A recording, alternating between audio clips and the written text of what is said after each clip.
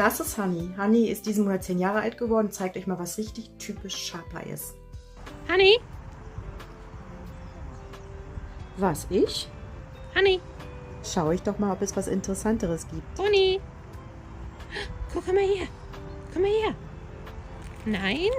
Okay. Way! Honey hatte schon als Baby ihren eigenen Kopf. Honey als kleines freches Baby musst du dir einfach mal anschauen.